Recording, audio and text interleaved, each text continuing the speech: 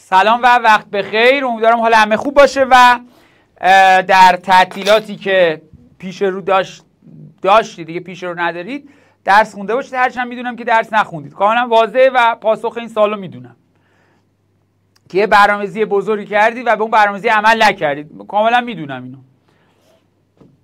قرار بود کسایی که دیر اومدن خودشونو برسونن. مثلا 10 روز خالی داشتیم. یه نکته‌ای که من اول بگم تا یادم نرفته، چون تعداد کاربرایی که داریم در واقع در طول سال خیلی زیاد خواهد شد و اینکه اتفاقی که میفته اینه که برای اینکه تو راحت‌تر وارد پنلت بشی، راحت‌تر در واقع حالا جزوه رو برداری، راحت‌تر چت بکنی، ما داریم یه تغییرات تو سایت ما ایجاد می‌کنیم و نیاز به این داره که شما فردا ساعت 7 بعد از ظهر وارد سایت ماز بشی که لینکش رو داخل کانال خودم و کانال ماز گذاشتیم. یه 10 دقیقه یه محاسبه جمع و تفریق انجام بدی که سایت وحشتناک در واقع کاربرش بره بالا، ما ببینیم این تغییراتی که روش انجام دادیم در واقع عکس العمل خوبی به خودش نشون میده، به ما نشون میده یا نه. پس این مهمه که روز جمعه که فردا ساعت 7 وارد سایت ماز بشی، یه محاسبات جمع و تفریقی و یه تعداد آدمای زیادی انجام بدید. فکر کنم به 10 نفرم جایزه میدن. البته جایزه تو بعداً بر من ارسال کن دیگه، یعنی هر چی جایزه تو قرعه کشی بردی میفرستی برای من، وظیفت رو انجام میدی برای من ارسال میکنی. یه جایزه هم بهت میدم برای اینکه حجم در واقع کاربرا زیاد بشه، ما ببینیم که این تغییراتی که ایجاد کردیم چطوریه، برای اینکه تو راحت‌تر وارد پنل بشی، اینجا هم بتونید قشنگ‌تر چت بکنی. اینا منم جوابتون نمیدم تو چت. البته فکر کنم 10 دقیقه کلا زمان تو میگیره تو فردا ساعت 7 بعد از ظهر. جایزت هم که بهت گفتم اگه فردا وارد شدی و تو مسابقه شرکت کردی، مسابقه نیست، مثلا گفته 3 به علاوه 2 چند میشه مثلا در این حد، جایزه‌اش رو میفرستی برام. یاد باشه من گفتم بهت که جایزتو برام بفرستی. اما امروز چیکار میکنیم؟ به ما یه سری تست داریم. اول بگم کسایی که دیر اومدن یا نبودن که مثل همیشه باید جلسه قبل رو دیده باشی، چون جلسات به هم ربط داره. خب یعنی جلسات قبل به جلسات بعد ربط داره و هم نه جلسه بعد به جلسه قبل ربط داره.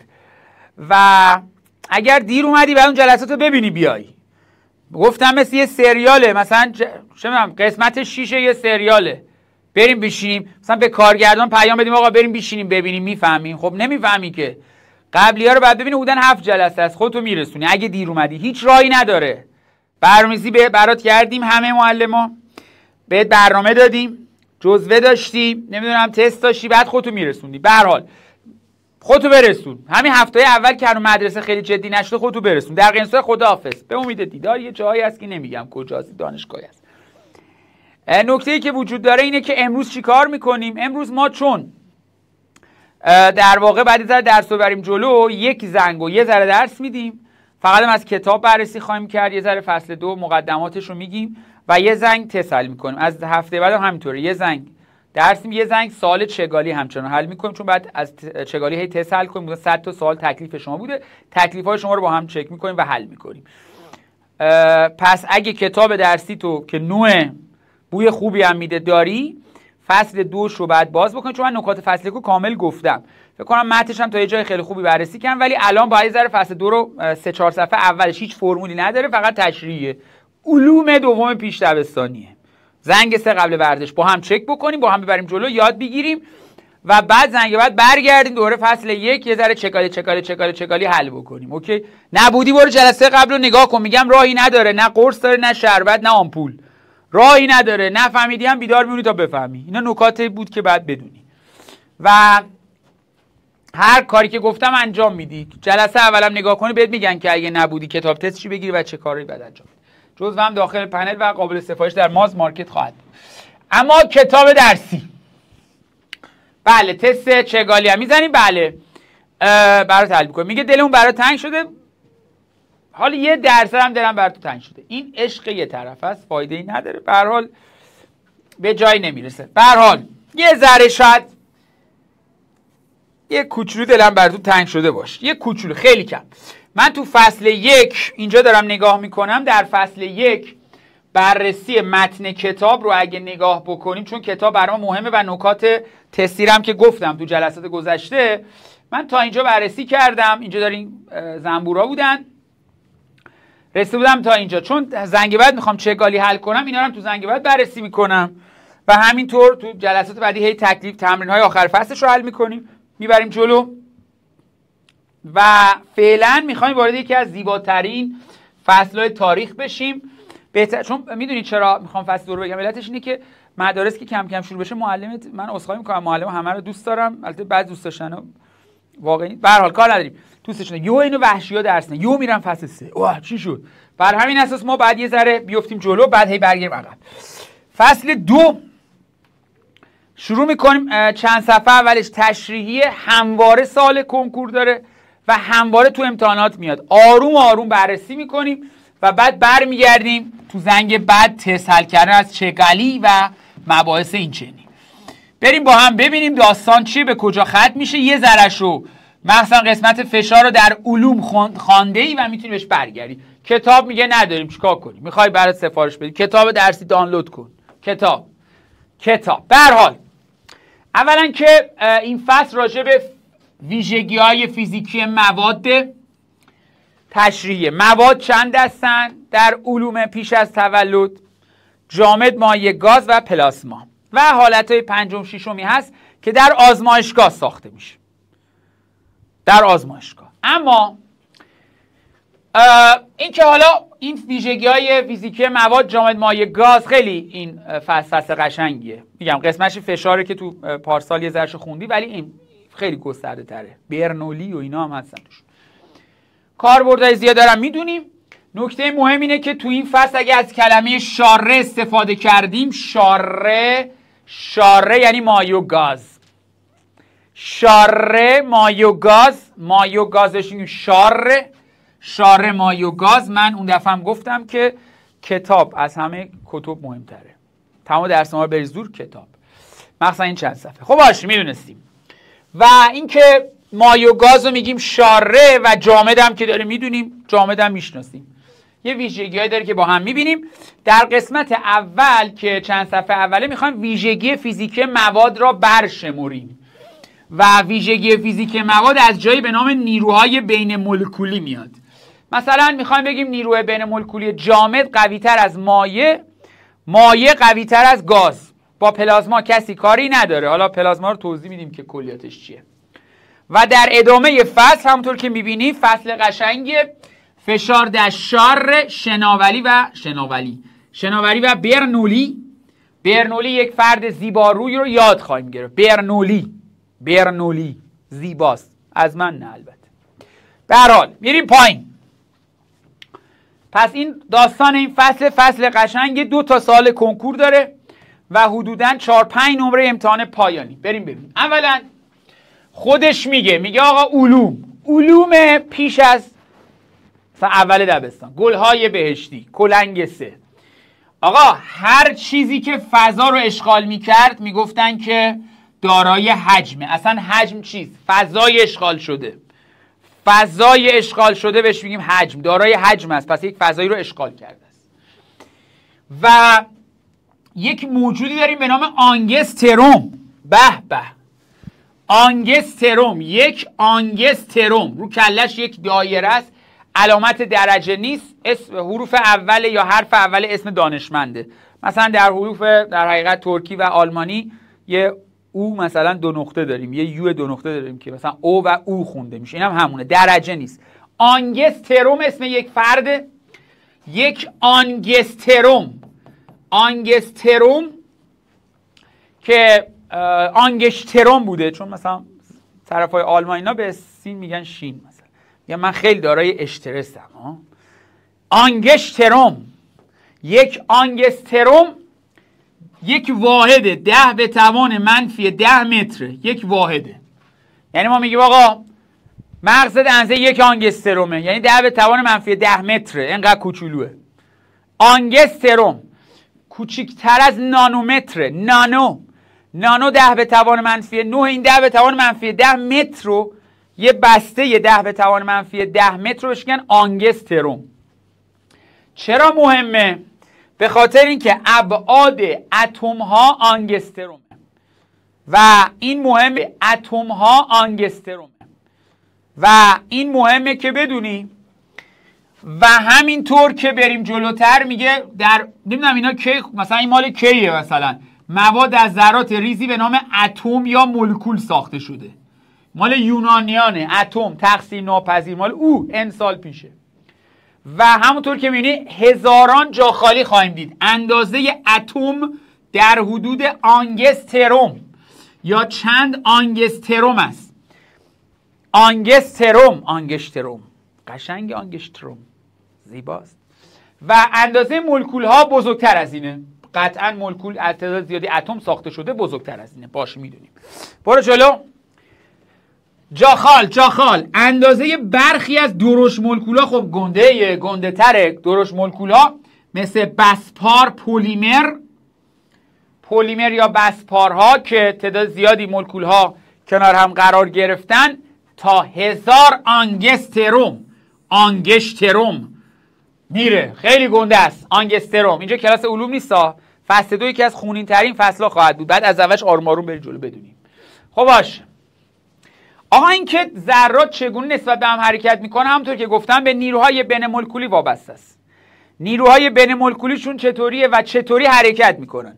مثلا میگیم ذرات گاز دارن آزادانه حرکت میکنن، مایعات روی هم میلغزن، جامدا مرتعش میشن، ارتعاشیه، مثل این شکلی سمت راست که صورت فنری شکل کشیده.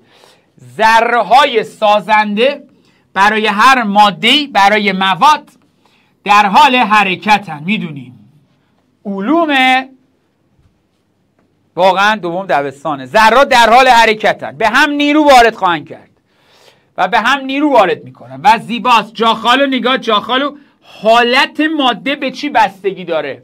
حالت مواد به چگونگی حرکت این ذرات، 1 حرکت ذرات، 2 اندازه نیروی بین آنها وابسته است. حرکت نیرو تعیین کننده در واقع حالت ماده جامد مایع گازه.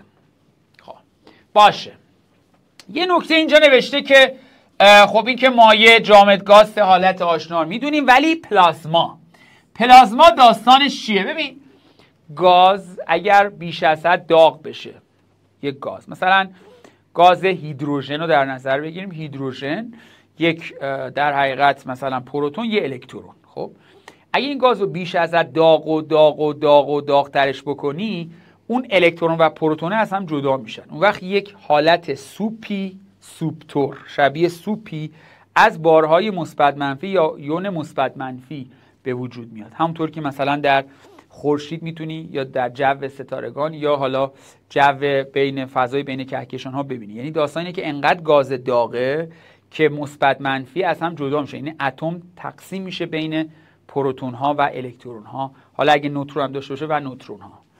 پس یعنی گاز خیلی خیلی داغ که از یون های مثبت و منفی تشکیل شده یا از بارهای مثبت منفی تشکیل شده رو بهش میگیم پلازما. ما باش خیلی کاری نداریم یا اصلا کار نداریم. آخرین و اولین باریه که اینجا میبینی پلازما، پس میشه گاز بسیار داغ، خیلی گاز داغیه که دماش خیلی رفته بالا، مثبت منفی از هم جدا شدن. و همونطور که میبینید گفته گاز رو تا دمای بسیار بالا به طوری که یونهای مثبت و منفی تجزیه میشه. به خدا واقعا درسنامه همه کتابا همین نوشته. یعنی تو فقط کتابو خط به خط بلد باشی، دارید کم کم با این فصل آشنا میشی. هیچ فرمولی امروز بررسی نمیکنی. میگم زنگ بعد فقط تست چگالی میزنیم. اوکی، پس میگه دما خیلی رفته بالا، یون مثبت منفی تجزیه میشه، پس میشه یه سوپی از مثبت منفی ها. و زیبا میدونیم ماده درون ستارگان رو میدونیم پلازماست، فضای بین ستاره دماش بالاست پلازماست، آذرخ، شفق قطبی، شعله آتش و همه اینا پلازماست. لامپ یا ماده داخل لامپ مهتابی پلازما. اینا همش جا خالیه، تو نمیدونی. 9 نمره تشریحی داره هر امتحانی. پلازما باش. اما بریم در همین صفحه در حاشیه 4 حالت ماده رو میگه. اینجا میبینیم، میدونیم کودکی بیش نبودی، اینا رو میدونستی. در شکل سمت راست شما یک جسم جامد میبینید که از در حقیقت یه شبکه منظم تشکیل شده و نیروی بین مولکولی رو شبیه فنر تشبیه کرده. فنر اینجوری باز و بسته میشن. از دیرباز شما میدونی که دو تا ذره باردار رو نمیتونی، یا دو تا اتم بگیم، نه خیلی میتونی به هم نزدیک کنی نه خیلی از هم دور کنی. یعنی دو تا اتم در یک فاصله تعادلی در حال ارتعاشن، در جامدن. چون بعد شکل کلیش رو حفظ بکنه دماش رو بری بالا، شروع میکنن به ارتعاش. دما خیلی زیاد بشه بله ممکنه این فنرها که تشبیهی از نیروی بین مولکولی گسسته بشه و در واقع تغییر حالت بده. به هر حال مدلی از ساختار یک جامده. جاخال مدلی از ساختار یک جامد، میلیاردها در حقیقت شبکه متصل به همه میای اینور. جامد رو میدونی، عصر آهن الکیه نمیخوام بخونی، ولی اینجا نکته مهمی نوشته ویژگی جسم جامد در علوم حجم و شکل مشخصی دارد. جامد دارای حجم و شکل مشخص. جامد هم حجم مشخص داره هم شکل مشخص. این دیگه بدیهی ترین قسمت ممکنه. و جاخال بعدی ذرات جامد به سبب نیروی الکتریکی. نیروی الکتریکی یعنی مثبت منفی رو جذب بکنه، منفی هم مثبت رو جذب بکنه. به علت نیروی جاذبه الکتریکی کنار هم قرار گرفتن و به یکدیگر نیرو وارد میکنن و در اطراف مکان مناسبی نسبت به هم حرکات‌ها یا حرکت‌های نوسانی انجام میدن. چرا؟ چون دو تا اتمه، نیرو بین مولکولی نمیذاره خیلی به هم نزدیک بشن. چرا نمیتونن به هم نزدیک بشن؟ چون دوتاشون دارای بارهای مثبت منفی ان. نمیتونه از هم خیلی دور بشن چون دارای بارهای مثبت منفی ان دوباره. و برای اساس توی فاصله تعادلی نوسان میکنه. چرا باید نوسان کنه؟ چون دارای دماست. من اون جلسه گفتم در منفی 273 درجه سلسیوس که صفر مطلقه بله اینجور ساکنه. در هر دمایی به غیر از این یعنی بالای منفی 273 درجه سلسیوس اینا دارای ارتعاشن. ارتعاش میکنن. در شکل سمت راست گفته که شما میتونید نیروی بین مولکولی رو یا بین اتم هاش رو به صورت فنر ببینی. دارم میبینم نسبت همونطور که میبینی نگاه، اگر این ذرات به حالت تعادل رسیده باشن و به هم هی نزدیک بشن یا دور بشن، نیروی کشسانی شبیه فنر. فنر که نیست بین اتم‌ها که، یه نیروی جاذبه الکتریکیه تو جامد. جاخالو دیدی الکتریکی رو؟ نیروی الکتریکی بین آنها رو وسیلت به حالت اولیه یا وضع تعادل برمیگرداند. جسم جامد. میفهمی اینا رو وحشی؟ خانواده نگاه کنین، بچه شما اینا نمیفهمه خواهشاً کد ملیشو بده ما ببریمش کلاس اول لبستان. اینا مال اول لبستان زنگ 3 قبل ورزشه واقعا بعد پرورشی. یعنی اونجا بچه جامد مایع گاز در این حده. کتابشو خواهشاً اگر داره نگاه کنید که قشنگ خطکشی کنه. مهمه. فیزیک فقط حل مسئله نیست، متنش خیلی مهمه. برو جلو. اما ببین ما دو مدل جامد داریم کلا. یه جامدایی داریم مثل این شکل که شما مشاهده میکنی، شبکه منظمی داره، بهش میگن جامد بلورین. این جامد بیشکله، نامنظمه، مثل شیشه، شبکش منظم نیست، نامنظمه. آمورف فوشه. نه آمورف یعنی بیشکل، نامنظم، زشت. جامد پس به دو دسته تقسیم شده در علوم: جامدهایی که شبکه بلورین دارن و غیر بلورین. اینا چجوری به وجود میان؟ قشنگ اینا رو یاد بگیر که دیگه نشینی بخونیم که بگیم چی شد. جامد بلور، اصلا جامد چگونه به وجود میاد؟ وقتی یک مایع رو سردش بکنی میشه جامد. اگر مایع رو یهو سردش بکنی ذرات فرصت جابجا شدن ندارن، میشه یه جامد بیشکل. اگر یک مایع رو آهسته آهسته سردش بکنی ذرات فرصت جابجایی پیدا میکنن، میشه یه جامد باشکل. چقدر زیباست فیزیک. میدونم که داری از این فیزیک لذت میبری و میگی خدا رو شکر که شجاعی متولد شد. درسته؟ آفرین. اما در سمت راست داریم مشاهده میکنیم گفته اتم‌های برخی از جامدها در طرح‌های منظمی مانند این شکل که مشاهده میکنید کنار هم قرار میگیرن. کنار هم قرار گرفتن. چقدر تو امتحان از ما پرسیدن جامد بلورین را تشکیل دهید و بارومش به اندازه باروم حل تست چگالیه. حل سوال چگالیه. چگالی که زنگ بعد میبینیش. جامدهایی که در یک الگوهای سه‌بعدی تکرار شونده تکرار میشن، سه‌بعدی همینجوری. اینا اصلا جلسه قبلی ربط نداره. اگه امروز روز اولته همه رو باید بفهمی. شبکه‌های سه‌بعدی مکعبی طور مثلا منظم بهش میگن جامدهای بلورین. جامد بلورین، جامد منظم، سه‌بعدی تکرار شونده. فلز، من عاشق فلز نیستم. نمک ها، الماس، یخ، مواد معدنی، جامدهای بلورین. جامد بلورین، زیستور داریم بررسی میکنیم، کلمه کلمه مهمه. جامد بلورین. ببخشید مدرسه این پرسه، میگه محمد بیا اینجا جواب بده. میگه چی میخوای؟ چی میخوای؟ میگه جامد بلورین چجوری ایجاد میشه؟ میگه هرگاه مایع رو به آرامی سردش کنیم. هرگاه مایع رو به آرامی سردش کنیم، ذرات فرصت قرار گرفتن در محلهای مناسب را پیدا میکنن. نگاه نگاه نگاه. جامد بلورین وقتی که به آهستگی مایعی را سرد کنی. بله ستایش جزوه رو باید داشته باشیم دیگه، بدون جزوه چیکار کنیم؟ آهستگی سرد کنیم اغلب تشکیل جامد بلورین میدهد. جامدهایی که شبکه سه‌بعدی تکرار شونده دارد.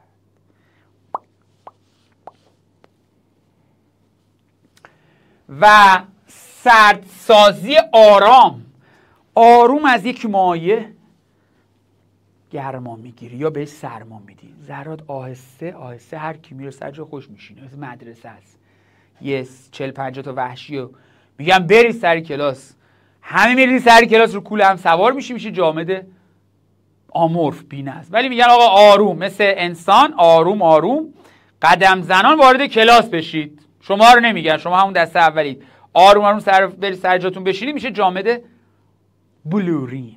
میشه کلاس بلورین که نداریم کلا. شما کلاس غیر بلورین هستی. به هر حال میگه اگه آروم باشه ذرات سازنده فرصت کافی پیدا میکنن طرحهای منظم جامد بلورین. اما تو که آمورفی، بی شکل، زشت، بریم ببینیم دانش آموز زشت، بریم ببینیم این شکل. میگه آقا اون بالاییه رو دیدی؟ NaCl یک جامد بلورین. پایینیش گفته یونهای مثبت منفی کنار هم به طور منظم قرار گرفتن. یون مثبت منفی کلورید، سدیم کلورید کنار هم قرار گرفتن. این کیه؟ این شیشه نامنظمه.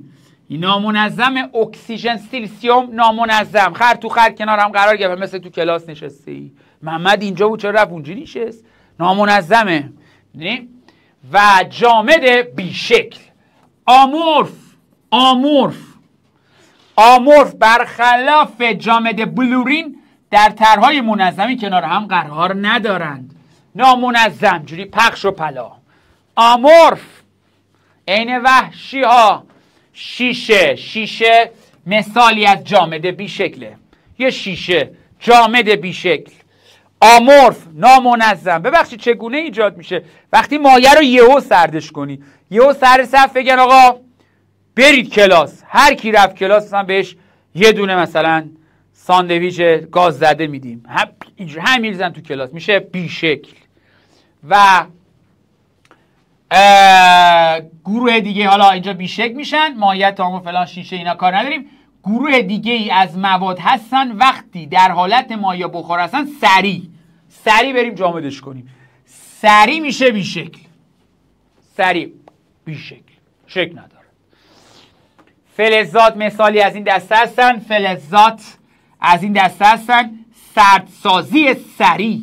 چرا تو نهایی و تو امتحان مرسی شد بگو برم بیشکل یا آمورف چجوری وجود میاد؟ بگو سریع، خیلی سریع فرصت ندارن، یه ده وحشی هن، فرصت ندارن طرحهای منظم قرار بگیرن و میشه بیشکل، نامنظم، زشت، شیشه، نهاش. بنابراین در طرحهای منظمی قرار نمیگیرن.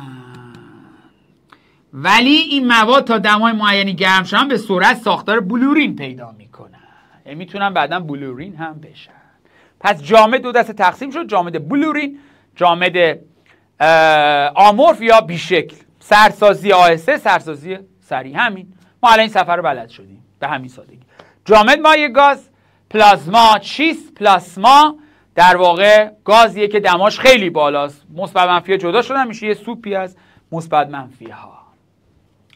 اما میریم پایین مثلا ببین بعضی از فعالیت ها اینا اصلا هیچ جنبه علمی نداره، مثلا میگن برو دنبالش پیدا کن. مثلا اینجا به همین ترتیب قلمزنی یکی از هنرهای صنعتی ایران، قدمت داره و اینا، تحقیق کن، برو تحقیق کن. و میتونی اینجا بگی مثلا نکته‌ای که اینجا وجود داره، چگونه از شل و صفر شدن قیر کمک میگیرن تا بدون سوراخ شدن فلز بر روی نقش و نگاره متنوعی ایجاد کنن. چگونه؟ بهش حرارت میدن، بر اساس حرارت. و میتونی در واقع از طریق حرارت دادن شل و سفت شدنش باعث بشه که اون بدنه اون وسیله‌ای که میخوان قلم زنی کنن آسیب نبیند. این چیز عجیبی نیست، یعنی این مهم نیست اصلا، فعالیت عجیب غریبی است. اما خب باشه، کتاب راجع به جامعه صحبت کرد، گفت شکل مشخصی دارد، حجم مشخصی دارد، ارتعاشیه، نوع حرکت میشه ارتعاشی و نوسانی میشه آمورف و بلورین. اما مایع، مال فکر کنم دوم دبستانه، مایع چیست؟ یه نکته فوق‌العاده مهم میگه، ببین خیلی مهم. ببین میگه فاصله ذرات جامد مایع شبیه به همه. یعنی چی؟ یعنی اگر که اتم‌های جامد انقدر فاصله داشته باشن، اتم‌های مایع هم همینقدر فاصله رو دارن. نیروی بین مولکولشون فرق میکنه، ولی 500 بار جا خالی مدرسه و نهایی فاصله ذرات جامد مایع تقریبا یکسانه. مهم با ناخون زیرش باید خط بکشی. فاصله جامد مایع واقعا شبیه همه، در حدود 1 آنگستروم. اینجوری علمیش اینطوریه، فاصله جامد تقریبا با فاصله مایع برابره و در حدود تقریبی 1 آنگسترومه. آنگستروم نازنین من توضیح دادم اول کلاس دیگه، جلسه قبلی نبودی، این جلسه بهش ربطی نداره. ببین شما دهمی بزرگ شدی اینجا، خب نباید بپرسی که این جلسات قبل نبودم بمونم یا نه. خب ببین من توضیح دادم، سریاله، شما جلسه مثلا یه سریاله 6 قسمت گذشته، من از تو میپرسم مثلا قسمت 7 رو ببینیم یا نبینیم، یا بریم قسمت قبلی ببینیم. اگه نرسونی خودتون رو انقدر عقب میافتید دیگه بیخیال میشی، مدرسه میشی 8 10 خداحافظ. جلوترش خیلی سخته فیزیک دهم. اصلا وقتی از 12 بپرسی میگن استرست کجاست، میگه تو فیزیک دهم استرس دارم. انقدر راحت نیست. من دارم به گونه‌ای میگم که تو بفهمی. ولی این جلسه استثنا به جلسه قبلی ربطی نداره، چون از صفره. ببین خودت میدونی که میخوای چی کار کنی، چون فیزیک یه جا یهو وحشتناک میشه، مدرسه رو نمیفهمی، اینجا هم 20 جلسه عقب میافتی، خداحافظ و میری پیام نور. خیلی سریع، جای بدی نیست، مدرکشو جای قبول ندارن، برو. برای خود میگم دهمی دیگه تموم شد، بازیگوشی تموم شد، الان دیگه دهمی. کودکی بذار کنار، بعد فشار بیار تا جلوتر وحشتناک میشه. من دارم بهت میگم کار و انرژی، گرما، ریاضیات، ترمودینامیک، میگه بعد 12 بپرسی میگه دهم وحشتناک میلرزه، اینطوری بندری میزنه. من دارم بهت میگم یهو وحشتناک میشه. اگه عقبی توی یه هفته که هنوز مدارس کارش رو شروع نکردن اونطوری، خودتو برسون. در غیر این صورت خداحافظ، با هم خداحافظی میکنیم، خداحافظ. بیا اینجا مایع، یه ذره استرس لازمه، گفتم یهو میشه 7 تموم شد دیگه، خداحافظ. فاصله ذرات جان مایع تقریبا با هم برابر، پس حدود 1 آنگستروم. آنگستروم فوش نه، آنگستروم یعنی 10 به توان منفی 10 متر، همین بهش میگن 1 آنگستروم. اون علامت درجه نبوده، گفتم اسم اولش، یعنی حرف اول اسمشه. اما جالبه، جاخال درست غلط، آیا مولکول های مایع نظم و تقارن جامد های بلورین رو دارن؟ خیر. جامد منظم بود، بلورین بود، آهسته سردش کرده بودن، ولی مایع اون طرح منظم را ندارد. و چگونه حرکت میکند؟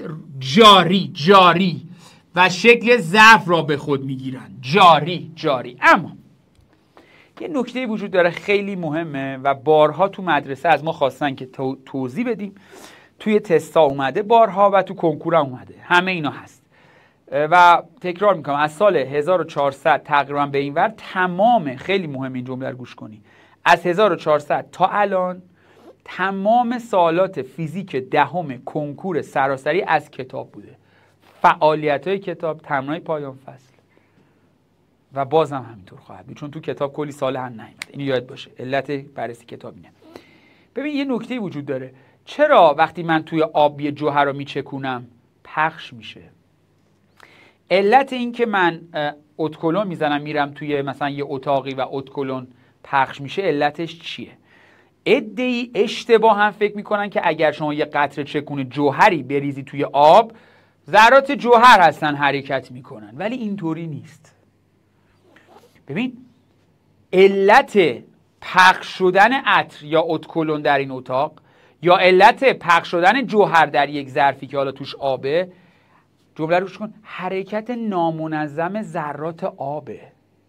یعنی حرکت نامنظم ذرات آب یا هوا باعث میشه جوهر یا اتکلون پخش بشه. حرکت نامنظم یا تصادفی بهش میگن کاتوره‌ای. کاتوره‌ای یعنی چی؟ نامنظم، تصادفی. میدونی مثل چیه؟ مثل این که 20 نفر میان توی حیاط مدرسه شما، وحشیا، گشنه ها، سر زور گشنه یه دانش آموز گودزیلایه، بعد میاد توی مدرسه 20 نفر، 500 نفر تو مدرسه‌ن، 500 نفر تو مدرسه، این بچهای 20 نفره هول میده، یکی میده اونور، یکی میده اینور، بعد این 20 نفر پخش میشن. بهترینش خود بچه نمیخواد پخشه، بچهای تو مدرسه اون 20 نفر ورودی رو اینور اونور پخش میکنن. نگاه کن، پدیده پخش در مایه را توضیح دهید. 500 بار امتحان مدرسه کنکور سراسری درست غلط. میگه اگر مقداری نمک رو بریزی تو آب، مقداری نمک رو در لیوان آب بریزی، پس از مدتی آب شور میشه. اینو که دیگه کودکی میداند دیگه، گربه از گربه تو کوچه پرس میداند. اما اگر چند قطره جوهر رو به آب بریزی چی میشه؟ به تدریج چرا رنگ آب عوض میشود؟ میپرسه چرا؟ بگو ببینم. علمی، نه این که بگی بله جوهر ریختیم، جوهر کم کم به قسمت‌های مختلف لیوان میرود و بعداً پخش میشه. نه خیر، غلطه. کودکی بذار کنار. میگه چی؟ این پدیده نشان میدهد که ذرات سازنده نمک و جوهر در آب لیوان جاخال پخش میشوند. عجیبا غریبا. خب بعد چی میگه؟ جاخالو نگاه، جاخالو دلیل پخش شدن نمک و جوهر در آب، نمک و جوهر در آب پخش میشن، به حرکت مولکولهای آب وابسته است، نه حرکت خود جوهر و نمک. خیلی زیباست، این فیزیکه. بعد ادامه، برو جلو. در واقع جاخال در واقع به علت حرکت نامنظم، کاتوره یعنی نامنظم، تصادفی و نامنظم مولکولهای آب، برخوردشون با ذرات نمک و جوهر در آب پخش می شوند و این گونه پخش می شود. علت پدیده پخش در آب حرکت کاتوره‌ای ذرات آب است، مولکول‌های آب است، نه حرکت کاتوره‌ای ذرات جوهر و نمک. مهمه.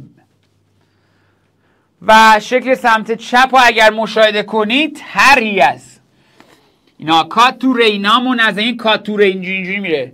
مثل خیلی از شما 2 روز بخونیم، 3 روز استراحت کنیم، 6 روز بخوابیم، 4 روز مثلا جوگیر شیم، صبح تا شب بخونیم، 1 ماه استراحت کنیم. کاتوره‌ای حرکت نامنظم و کاتوره‌ای یک مولکول آب. حرکت نامنظم و کاتوره‌ای مولکول آب جوری حرکت میکنه. وقت ذرات جوهر رو میتونه پخش بکنه. زیباست. به هر حال خوب است بدانید و معمولا در هیچ امتحانی نمیاد، ولی دوست داشتی میتونی عروش بخونی، مثلا بلورهای مایع مثلا چه موادی هستن و LCD چیه و بریم سراغ اونا. مهم نیست ولی میتونی بخونیش واقعا. مثلا فردریش رو اینجا میتونی ببینی 1827 به اینا فکر کرده. و به هر حال گاز، آقا تا آخر فصل اینه علومه؟ نخیر، با هم اینا بدهی افتادن، با همین فصل‌ها یارو شد 2. خداحافظ. برگه قهوه‌ای گرفته، کارنامه زرد برده خونه، کتک خورده. بله با هم اینا که میبینی. به هر حال گاز، آقا گاز رو ازت بپرسن چی میگی؟ مثلا میگم ویژگی گاز رو نام ببر، 3 نمره بگو ببینم. شکل مشخصی ندارد، حتی حجم مشخصی هم نداره. خیلی زیباست. یعنی شما گاز رو میتونی بریزی این اتاق، حجم گاز میشه حجم اتاق، همون گازه رو بریز تو کپسول، فشار زیاد میشه، چگالی زیاد میشه حجم کپسول. همون گاز رو برسو بادکنک. یعنی حجم گاز، مخصوصا برای کسی که رشته ریاضیه میگم تو فصل آخر، حجم گاز برابر با حجم ظرفه. ولی برای مایع اینطوری نبود. شما 2 لیتر مایع رو هر جا بریزی 2 لیتره.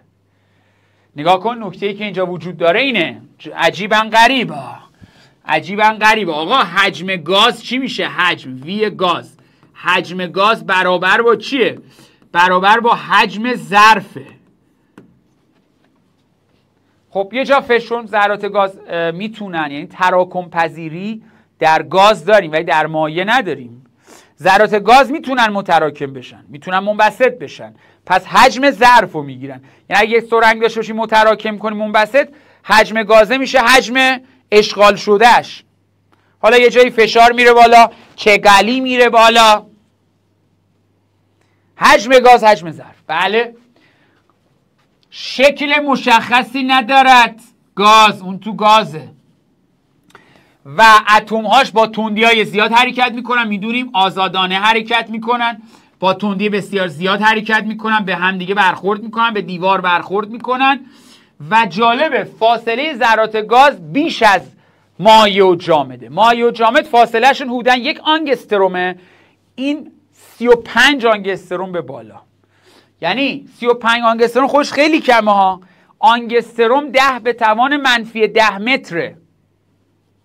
اگه از مهر اومدی بعد به جلسه قبل نگاه کنید، دارم بهت میگم. اینجا شما آینشتاین نیستی یا نخبه زمان نیستی. بشین بر جلسه قبل نگاه کن، خودتو برسون. بیادب گفتم از اول تابستون بیایم کلاس، بشین نگاه کنیم، برس. حالا اجدها رو بعدا میبینید. فکر کرده همیناست. از این بعد تا میتونیم بهت استرس میدن. وحشتناکه واقعا. آقا فاصله بین مولکولی گازها خیلی بیشتره، خیلی بیشتر. نگاه میگه در حدود 35 آنگسترومه. یعنی فاصله یعنی فاصله جامدها تقریبا برابر فاصله مایع هاست، ولی فاصله گازها بیشتره. این اگر حدوداً اینا حدوداً 1 آنگستروم باشه، میگه فاصله میانگینشون حدوداً 35 آنگستروم. میتونست اسم دانشمند محمد باشد. آقا 10 به توان منفی 15 رو بذار یه محمد، اسم دانشمند دوست داشته. خیلی مهمه. اما اون شکلی که داره نگاه میکنی، نکته به شدت مهم توشه که همینجا میخوام بهت بگم. ببین داخل بادکنکه بیشمار ذرات گاز داری. خب و داستان اینه که اگر اینجا نقطه A باشه، اینجا نقطه B باشه و اینجا نقطه C باشه، در یک مخزن گاز، قشنگ گوش کن، در یک مخزن گاز اگه فشار اونجا زیاد بشه، انقدر ذرات حرکت میکنن تا فشار در تمام ظرف یکسان بشه. یعنی چی؟ یعنی یک مخزن گاز یک مخزن همفشاره. در آینده نزدیک میبینی اگه یک مخزن گاز مخزن گاز فشار همه جا یکسانه. پس یعنی این که در یک مخزن گاز فشار P، فشار A با فشار B با فشار C برابره در یک مخزن گاز و این خیلی مهمه، اهمیت داره. عجیبا غریبا. به تا اینجا که علوم بود. اما یه سوال مهم پرسیده میشه و این سوال مهمیه. نگاه کن این یکی از این تشریحی هاست. نمیدونید چقدر این تشریح ها مهمه. مثلا اینا پرسش، اینایی که زرده، یعنی تو این کتاب اونایی که مثلا کادرای زرد داره همواره تو امتحان اون 9 نمره میاد. تو مسئله رو حل کنی میشه 11. نگاه، یک سرنگ مثلا 10 سی چی بود؟ 1 میلی لیتر. 1 میلی لیتر سی بود. 1,000 لیتر سی. یک مکعبی به ابعاد 1 سانت اگه یاد باشه سی یک مکعب بود. در جلسات قبل گفتم 1000 جلسه گذشته سی یک مکعب کوچولو، یک مکعبی که هر ضلعش 1 سانته، یعنی 1 سانتی متر مکعب. 1 سی 1,000 لیتر میلی لیتر جلسات قبل خیلی مهمه. میگه پیستون را بکش، هوا وارد پیستون بشه، بعد انگشت رو بذار اینجا. خب چیکار کنم بعدش؟ دهانه خروجی رو بگیر. باشه. میگه حالا آیا میتونی اینو متراکم کنی؟ میگیم بله میتونیم. گازها تراکم پذیرند. بعد میگه آقا ادامه میده، میگه هوای سرنگ رو خالی کن، توش آب بریز، بعد فشار بده، آیا متراکم میشه؟ و توی مدرسه میپرسه چه نتیجه میگیری؟ نتیجه میگیرم که در هنگامی که گازه متراکم میشه مایع نمیشه. یعنی چی؟ نتیجه میگیرم گازها ویژگی تراکم پذیری دارند، اما مایع تراکم پذیری ندارد. آقا ببخشید تو رو خدا میشه یه پارچ آب مچاله کنم بزنم چی برم خونمون؟ تو رو خدا. نه خیر، مایع تراکم پذیر نیست. سرنگو پر از گاز کنی میتونی یه مقداری متراکمش کنی، ولی مایع رو نمیتونی. این آزمایش رو نشون میده گازها ویژگی تراکم پذیری دارن که در مایع و جامد نیستش. مرسی. گازها ویژگی تراکم پذیری دارن، مایع ندارد. اینو پرشدهش رو میذارن. خانواده نگاه کنین، بچه باید بعد از گرفتن کتاب یا کتاب داره اینا رو پر کرده باشه. بره تو مدرسه معلم توضیح میده اونجا بشه یک دانش آموز نمونه، یه گل بشه اونجا. به هر حال پرسش زیبایی مطرح میکنه. سوال میگه وقتی در عطر یا در شیشه عطری رو باز میکنیم پس از چند ثانیه ذرات عطر در همه جای اتاق پخش میشود. میدونیم اینو، هم برای عطر هم برای هر بوی دیگه فرق میکنه، پخش میشه. میگه این پدیده را چگونه توجیه میکنی؟ سوال مدرسه. بگو ببینم. شکل رو نگاه کن. یاد باشه حرکت کاتوره‌ای ناشی از ذرات عطر نیست.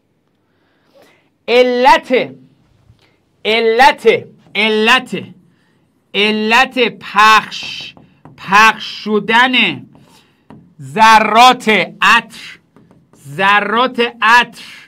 در هوا چیه؟ بگو ببینم چی میخوای؟ چیه؟ حرکت کاتوره‌ای ذرات هوا. باید بنویسی. معلم به حرکت کاتوره‌ای حساس. کلمه نمره عجیبا غریبا.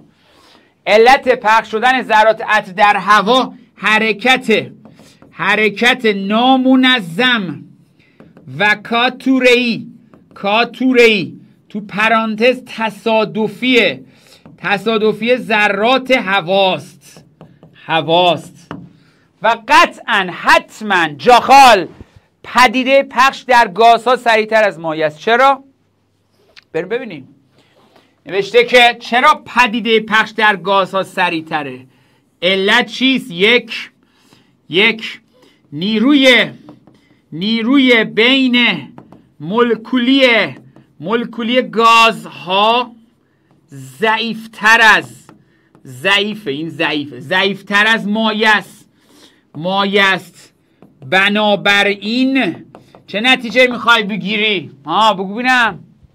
وقتی نیروی بین مولکولی گازها ضعیفتره، حرکت کاتوره‌ای و حرکت نامنظمشون سریعتره. بنابراین حرکت کاتوره‌ای و یا تصادفیه ذرات گاز سریعتر است. حتی میتونی بگی که نیروی بین مولکولی ضعیف و فاصله بین مولکولی زیاد 35 آنگستروم، یعنی ذرات گاز چون فاصله بین مولکولشون زیاده و نیروی بین مولکولشون کمه، عطر رو سریعتر پخش میکنه. پدیده پخش یعنی پخش شدن ذرات عطر به خاطر حرکت کاتوره‌ای یا منظم و تصادفی ذرات هوا در گازها سریعتره و این جمله جاخالیه. پدیده پخش در گازها سریعتر از مایع است. من دارم کارت راحت میکنم. فیزیک خیلی وقت دیگه فقط فرمول نیست، جاگذاری در فرمول دیگه نیست، حتی تو کنکورش. کتاب بردار بخون، بشین بخون دیگه، بشین بیادب. حالا باشه اینا رو ما میتونی خوب است بدانید ها رو بخونیم. معلم اینجا پول دادیم، سوالا رو همه رو بر ما حل کن، پول داده ایم حل کن، بیا خوب است بدانید میدونی بخونیم. مثلا پلازما ماده قشنگ، الکترون ها و پروتون ها دارن حرکت میکنن و چه قشنگ نوشته که این حالت که بار مثبت و منفی دارن حرکت میکنن بهش میگن پلازما. دوست داشتی میتونی مطالعات چند به الکترون آزاد پلازما رو بخونی، به درد آینده میخوره ولی الان نه. ببین همیشه بهتره اطلاعات اضافه که توی امتحان و تو کنکور و تو آزمون نمیاده وارد مغزت نکنی، چون خیلی خوبه ما اینا رو یاد بگیریم ولی ما یه هدف دیگه داریم یاد باشه. بخونی هم مشکلی نداره، مثلا اینم ویژگی‌های فیزیکی مواد رو میتونی مطالعه کنی ولی خیلی اصلا هیچ اهمیتی نداره. چرا؟ چون که خوب است بدانید. خب اینا میذاشی تو متن، عکس کاکرو میکشیدی، چه میدونم 2 تا نکته مینوشتی، نگاه کن وضعیت رو ببین، خوب است بدانید. خب اما قشنگ گوش کنین، قسمت خیلی مهمه، 2-3 ورق دیگه بیشتر نمونده، متن فقط متن رو بررسی کردیم تا بریم چگلی سوال حل کنیم. سوال ببین ما به طور کلی در فیزیک 2 مدل نیروی بین مولکولی داریم، نیروهای بین مولکولی 2 مدله و خیلی هم جذابه. دقت کن آقا، ممکنه ما نیروی بین مولکولی ذرات آب رو با هم بسنجیم، یعنی ذرات آب به هم دارن نیرو وارد میکنن، یعنی آب با ذرات خودش، جیوه با خودش، روغن با خودش، نیروی بین مولکولی ذرات هم نوع، نیروی جاذبه بین ذرات هم نوع یه اسم داره، همچسبی. نیروی بین مولکولی یک همچسبی، خیلی جالبه، همچسبی، چقدر زیباست همچسبی. نیروی جاذبه مولکول های هم نوع، ذرات آب با خودش، چرا آب به صورت قطره میتونه در بیاد؟ شبنم از کجا میاد؟ منظورم اون قطره است، از کجا میاد؟ نیروی جاذبه مولکول های هم نوع. چرا جیوه رو از دماسنج بیاریم بیرون؟ کرویه. نیروی جاذبه بین مولکول های هم نوع، همچسبی، همچسبی، جاذبه، همچسبی، نیروی جاذبه بین مولکول های هم نوع. میفهمی اصلا تو یا خودت انداختی تو خونه عین یه گونی وحشی پشت میز میشی که مدرسه کلاسه؟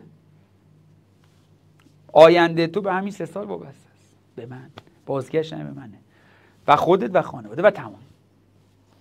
سوال اینه همچسبی هم نوع، یعنی من اگه داداشم بغل کنم میشه همچسبی. اما یه موقع یه نیروی جاذبه داریم بین مولکول‌های ناهم نوع، یعنی آبو میریزم رو شیشه، آب پخش میشه، آب شیشه رو بغل میکنه، آب روی شیشه پخش میشه، پرتاب میکنه خودش رو شیشه، میشه دگر چسبی. بیا اینجا شماره 2، نیروهای بین مولکولی. این یه ذره برو پایین‌تر. نیروهای، من عاشق نیروهای بین مولکولی نیستم، نیروهای بین مولکولی 2.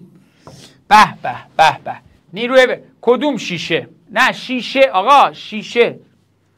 اینجا کلاس شیمی نیستش که، یا مثلا چی بود فیلم فلان نیست، این شیشه. این خانواده برای چی میدونه اینا چیه؟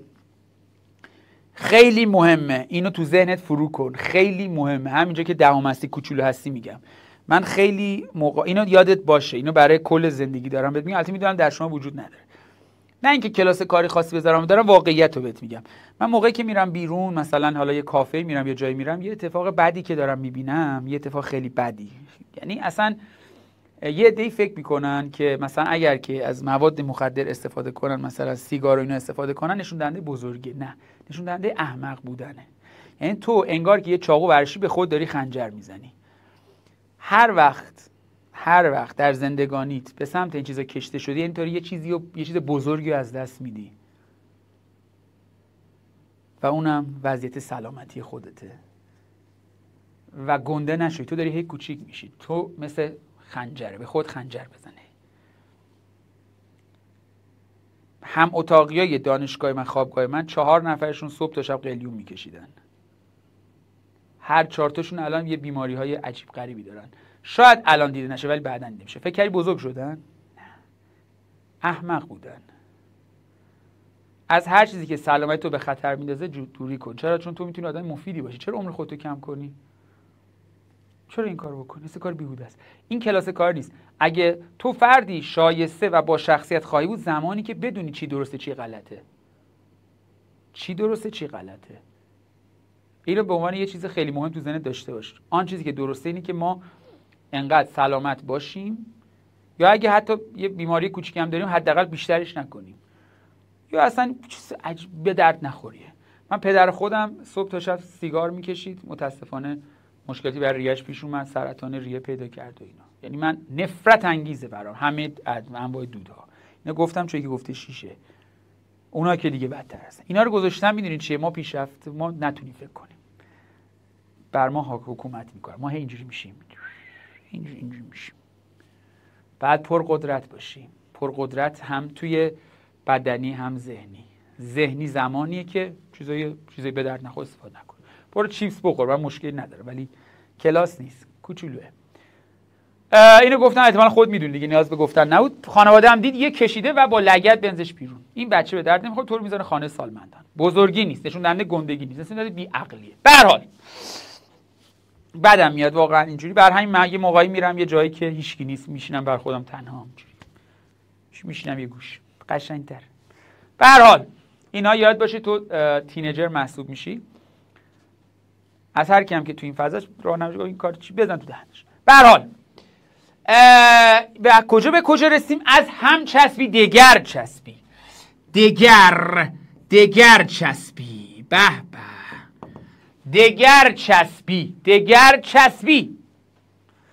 آقا نیروی جاذبه آب با شیشه. تو چرا فکر میکنی آب شیشه رو دوست نداره؟ شیشه آب اگر شیشه رو جذب کنه میگه دگر چسبی. نیروی جاذبه مولکول‌های ناهمنو و زیباست. دگر چسبی.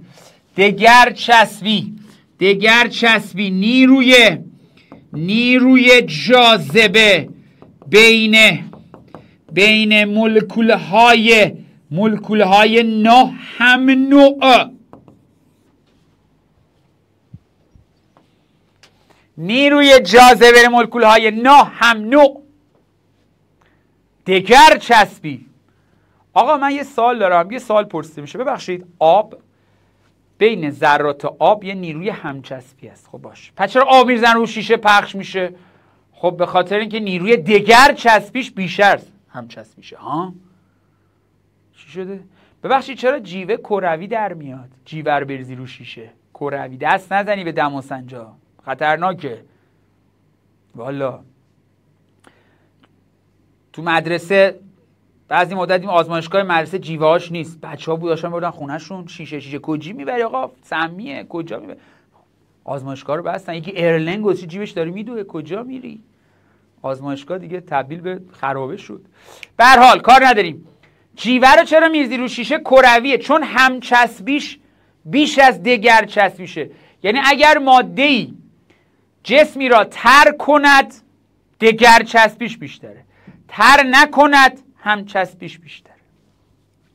پس بنابراین نیروی دگر چسبی، نیروی جاذبه مولکول‌های ناهمنو، همش هم جاذبه است. جاذبه قطره بودن آب به خاطر نیروی همچسبیه، قطره بودن جیوه همچسبیه.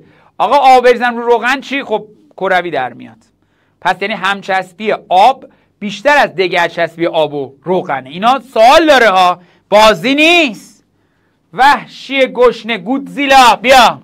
حالا نگاه اینجوریه، ببین نیروهای بین مولکولی نوشته بود که متراکم کردن آب در نسورنگ عملاً امکان پذیر نیست. مرسی.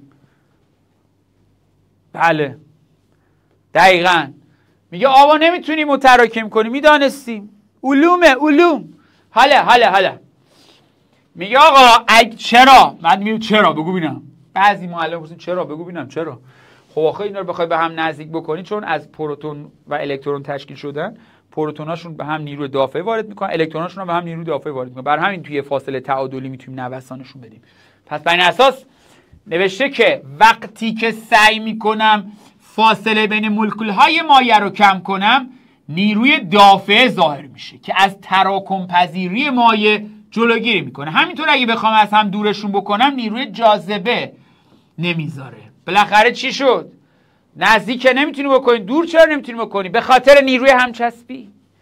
چی میگه؟ نگاه جاخال تعریف زیبای نیروی جاذبه بین مولکول‌های همسان.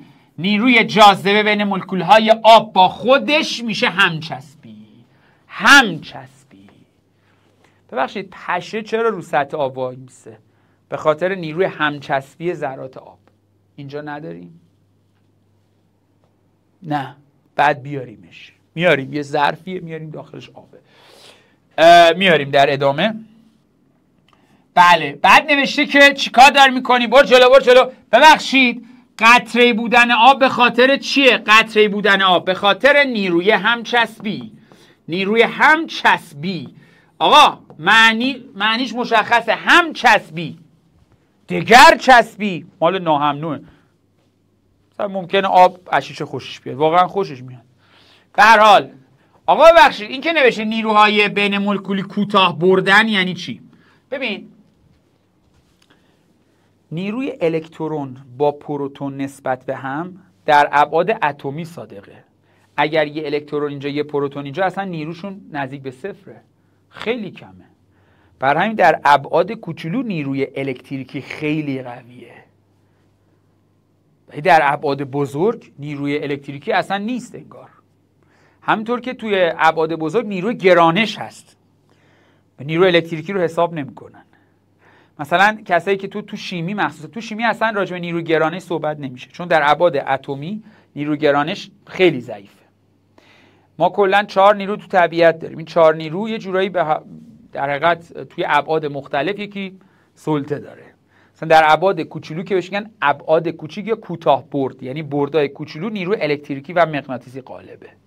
بر این اساس و نیروی هسته اینا هم هستن که الان نمیخوام واردش بشم. اینا نوشته که آقا کوتاه برد یعنی ابعاد کوچولو در ابعاد همون 10 به توان منفی 10 آنگستروم یا 10 به توان منفی 15 10 به توان منفی 10 متر یا 1 آنگستروم یا 10 به توان منفی 15 بهش میگفتیم فمتومتر. ابعاد هسته 10 به توان منفی 15 متره. خیلی جالبه، کوچولوه. یعنی چی کوتاه برد؟ یعنی فاصله بین مولکولا چند برابر بشه نیروی بین مولکولی 0 میشه. کوچولو، مثل اینکه 2 تا مورچه بغل هم میتونن به هم مشت بزنن، ولی از ما در ابعاد ما 2 تا مورچه به هم مشت بزنن انگار هیچی نیست. الان یه پشه بیاد اینجا یه لگد بزنه، چی میشه؟ هیچ. ولی اگه همون پشه به یه پشه دیگه لگد بزنه چی؟ خیلیه. نه، سعی کن پشه نباشی، این مهمه. به هر حال بریم پایین. بله اینجا داره میگه مهمه، این به خاطر نیروی همچسبیه. شبنم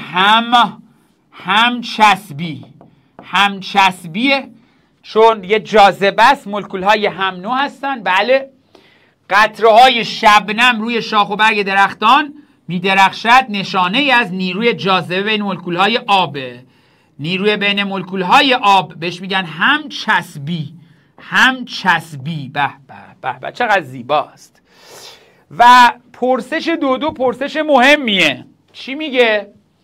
میگه وقتی شیشه میشکند، خب تو بگو، من اینجا وای میسم تو بگو. دگرچسبی الان بهش میرسم. دگرچسبی یعنی چی؟ بذار بگم همینجا. ببین میگه دگرچسبی، من بگو بیا اینجا. آقا نگاه کن، بذار بهش برسم، قاطی میکنه. فعلا همچسبی رو بدونیم، دگرچسبی فعلا ندونیم. الان دگرچسبی بهش میرسیم. فعلا همچسبی. سوال اینه، نوشت تو جواب بده، تو فکر کن بگو. گفته وقتی شیشه میشکند با دو تا شیشه، مثلا شیشه شکسته نزدیکش میکنیم، خب به هم نمیچسبه. میگه ولی اگر قطعه شیشه ها رو آنقدر گرم کنیم تا نرم شود، میتوانیم به هم بچسبیم. یعنی میتونیم شیشه رو داغ کنیم به هم بچسبه. میگه این پدیده را با توجه به کوتاه برد بودن نیروی بین مولکولی توضیح بدید. تو بگو بینم. تو بگو. میگم الان زوها الان راجع به دگرچسبی میگم. فعلا همچسبی یعنی ذرات هم نوع نسبت به همجوری همچسبی میچسبن به هم، قطره بودن آب. دگرچسبی فعلا بذار کنار. خب داشتی میگفتی چرا؟ چون میگه نظر مهم، واقعا نظر مهم نیست، هم خب اطلاعات عمومیه بدونم. بله میگه که چی بگم به خاطر همچسبی، چون حرارت یا دما باعث چی میشه؟ باعث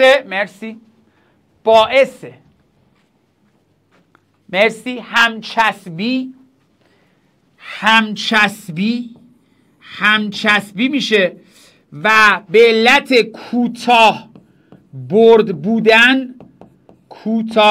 بودن افزایش نیروی جاذبه بین مولکولی. یعنی چی؟ وقتی دما رو بری بالا نیروی بین مولکولی رو افزایش میدیم و از طریق نیروی همچسبی به هم میچسبن. ببینم جواب بچه‌ها رو. کوتاه برد یعنی چی؟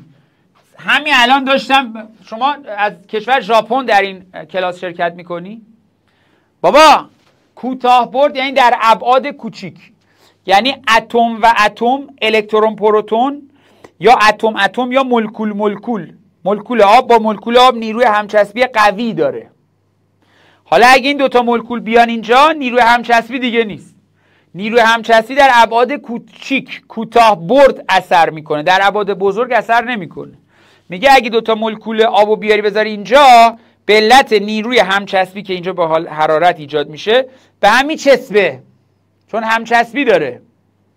ولی در این ابعاد نیروی همچسبی نیست. یعنی شما الان اگر یک مولکول آب بذاری اینجا، یک مولکول آب بذاری اینجا، نیروی همچسبی بینشون وجود نداره، علنا صفره. ولی در ابعاد کوچیک کوتاه برد، در بردهای کوتاه کوچولو بذاری کنار هم به هم میچسبن. ببینم. بله مرسی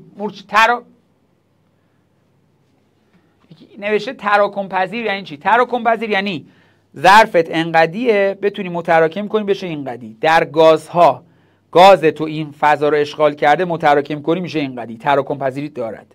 ولی مایعات انقدی باشه متراکم نمیشن، پس تراکم پذیری نداره. تراکم پذیری در گازها اتفاق میفته چون فاصله شون زیاده، میتونی با متراکم کردن فاصله شون رو کم کنی. چرا با کتاب میری جلو؟ این همه رو نوشته، زیبا نوشته. خب اما سوال یه لیوان آب داریم ما، یه لیوان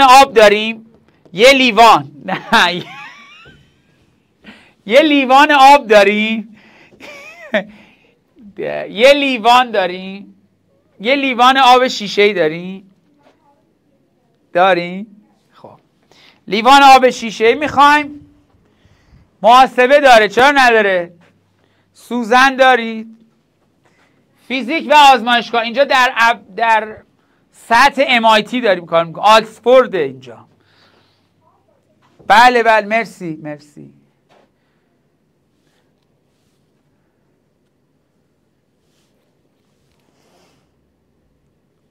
سوزن نداری، گیره، منگنه، سنجاق، قفلی داری؟ نمیدونم میفته، فکر کنم بیره. مداد نوکی نداری؟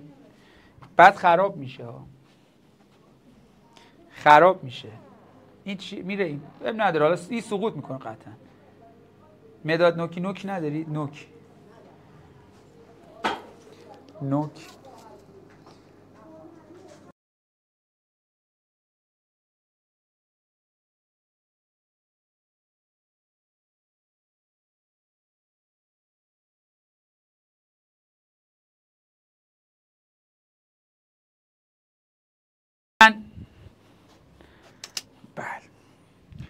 علمان آب اینجا داریم، فیزیک و آزمایشگاه. فیزیک و آزمایشگاه. ببین شما اینو نمیبینی، ببین نمیدونم میبینی یا نه، یه سطحی روی این آبه هست انگار. نگاه، این یه لیوان توش آبه، اینا رو که میفهمی، یه سطحی داره روش، سطح آب.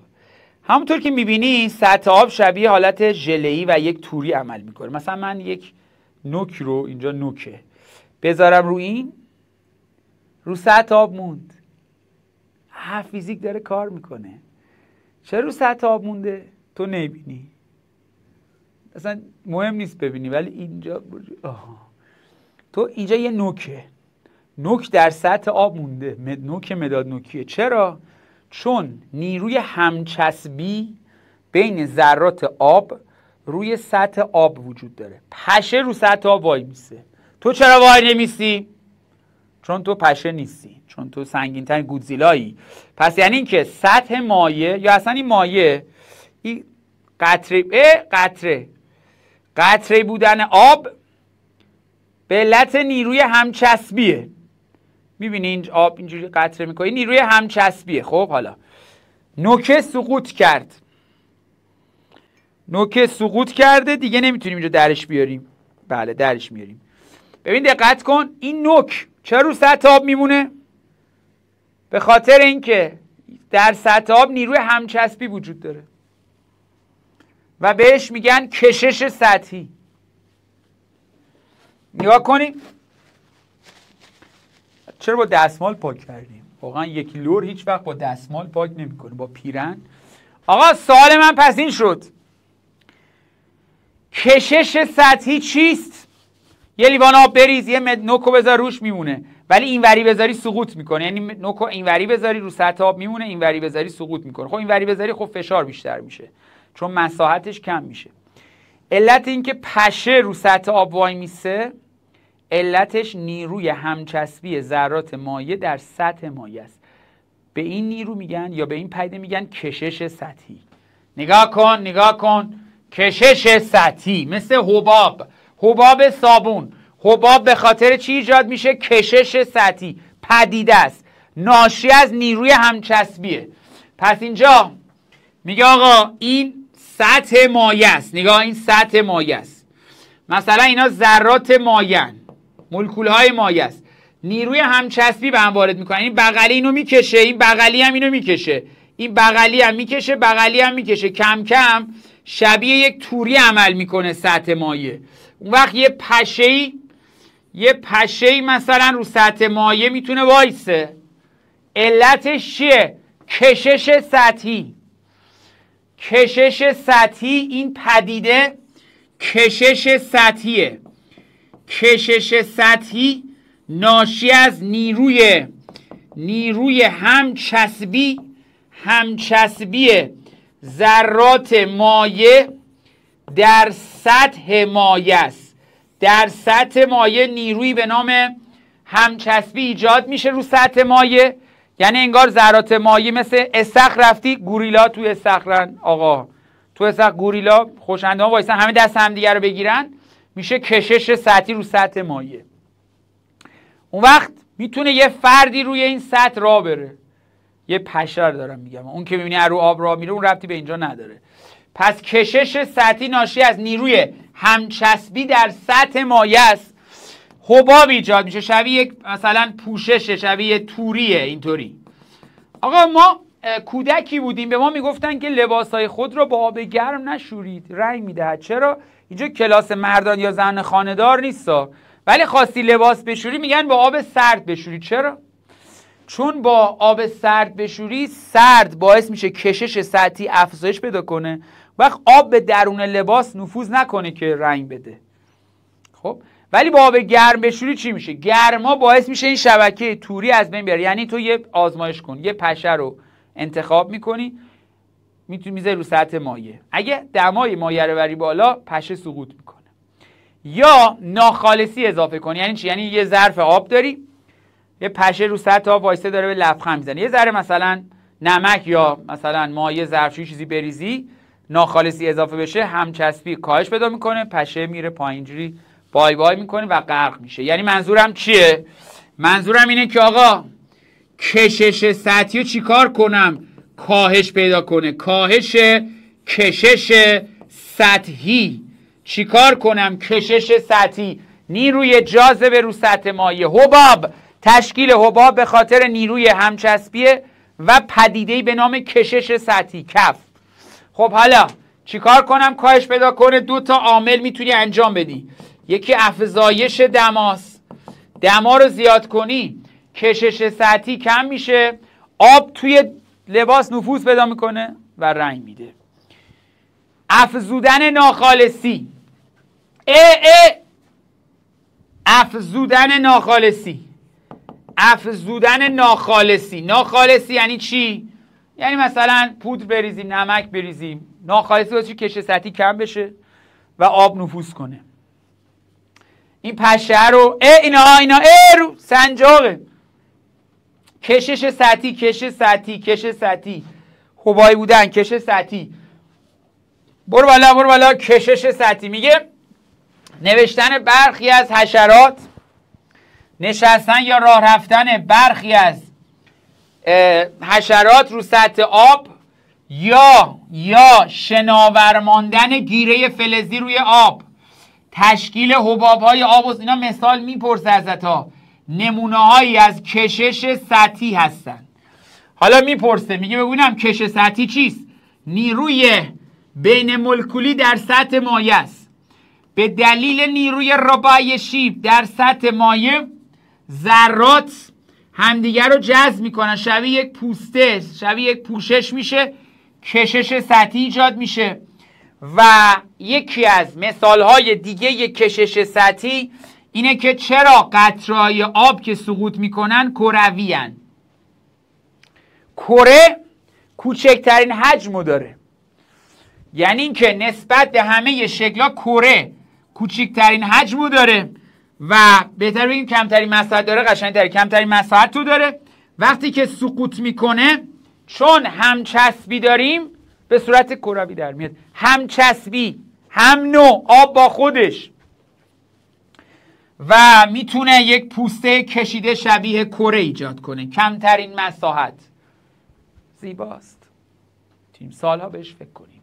کشش سطحی. پس وقتی میگن حشرات چرا رو سطح مایع میتونن بمونن، میگیم به خاطر کشش سطحیه که ناشی از نیروی همچسبی جاذبه رو سطح مایع. برو پایین، منتظرم که بگی استراحت. نیروی همچسبی گفته همه جای مایع یکسانه. اگر دما در تمام در سراسر مایع یکسان باشه و خالصی مایع در همه جای یکسان باشه، کشش سطحیشو میتونیم بگیم یکسانه. ولی ما رو سطح میخوایم بررسی کنیم، پس رو سطحش کلا یکسان. خب بریم. آقا بیا پایین. مثال. آقا میگه مثال بزن. میگم بله. میگه نشستن حشره روی آب، قرار گرفتن گیره فلزی، تشکیل حباب‌های آب و صابون، قطره‌های کروی، همشون کشش سطحی هستند. کشش سطحی ناشی از چیه؟ ناشی از جاذبه بین، یا بگم همچسبی در سطح مایع است. نه، اینکه یه جسمو میذاره رو سطح مایع و غرق میشه به خاطر اینکه نیروی، بعداً تو این فصل میخونی، نیروی وزنش بیشتر از نیروی شناوری، یا بهتر بگیم چگالیش بیشتر از چگالی مایع است. اینا ربطی نداره. ببین شما سطح مایع یک توریه، اصلا جسم وارد مایع نمیشه. اگر یه سنگو بذاری و سقوط بکنه به خاطر اینکه اختلاف چگالی داره. این اصلا جسم شما وارد مایع نمیشه، انگار رو سطح مایع یک توری داریم و حشره میاد روش وای میسه. موقعی چگالی جسم مایع اینا رو با هم مقایسه میکنیم که جسم وارد مایع بشه، که وارد نمیشه. تو نمیتونی یک انسان رو بذاری رو سطح مایع. و میتونی با وجود ناخالصی و افزایش دما و ناخالصی و افزایش دما کشش سطحی رو کاهش بدی. ببین اینا خیلی مهمه و فصل سختی نیست، محاسبات زیادی در وسط به آخر داره، ولی آهسته آهسته اولش رو بریم. ما الان 2 تا قسمت محاسباتی، یه قسمت محاسباتی رد کردیم، یکی چگالیه که سوال حل خواهیم کرد و همینطور ادامه خواهیم داد. و چون یه ذره‌اش مونده، من احتمالاً زنگ بعد هم اینا چیزای آسونیه، اینا رو چون ترشوندگی اینا رو بعد بگم، اینا رو بررسی می‌کنیم و بعد ادامه میدیم. و بعدا میفهمی که علت این که من یه ذره جلوتر گفتم برم اینه که مدرسه این موشک درس میده، مثلا به ریاضی‌ها که اصلا موشک اصلا به خودش بسته، معلم بودو روز اول عقبیم بریم جلو و برمیگردیم چگالی هم حل کنیم. ولی زنگ بعد یه ذره از اینا حل کنیم. یه رو بی استراحت کن، برگردیم بریم جلو. و ما چون قبل از عید بعد ببندیم، خب، و بعدش کلی کلاس بذاریم هی اینا رو جمع کنیم و برای بچه ریاضی هم آخره فصل 4 کلاس بذاریم. ببین نگران فیزیک نباید باشی به شرط اینکه با من همراه باشی. اگه دیر اومدی شما 5 6 جلسه رو مثلا روزی یه دونه رو با سرعت بالا هم نگاه کنی اب نداره، بدونی داستان چیه، بعد کم کم خودتو برسونی. مدرسه که الان داره درس میده خیلی به من پیام دادن گفتم مدرسه تو مثلا تازه یه روز شروع کرده، ما تو کلاس همجوری مثلا عین اساتید تو کلاس نشستیم همه رو بلدیم. این خیلی مهمه. اگه دیر اومدی چیز خاصی نیست، شما 5 6 جلسه عقبی خودتو میتونی برسونی. خیلی نمیخواد استرس داشته باشی، ولی من طبیعتم اینه که به تو استرس بدم. تو واجبه. بریم برگردیم. یه استراحتی کنن برگردیم. ممنونم از همکار.